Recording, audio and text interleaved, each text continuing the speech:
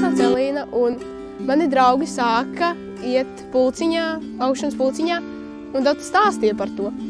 Un man šausmīgi arī gribējās to pamēģināt. Jā, mēram tā es sāku aust jostiņas.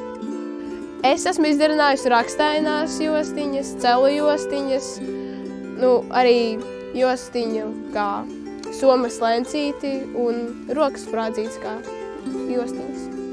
Mani sauc Paula, mani pieteica 1. klasē uz pulciņu, un es aizgāju pamēģināt, un man iepatikās, un tā es arī paliku.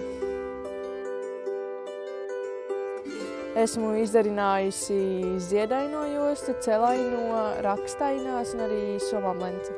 Jā, es ieteiktu, jo forši turpināt senču tradīcijas aust jostu.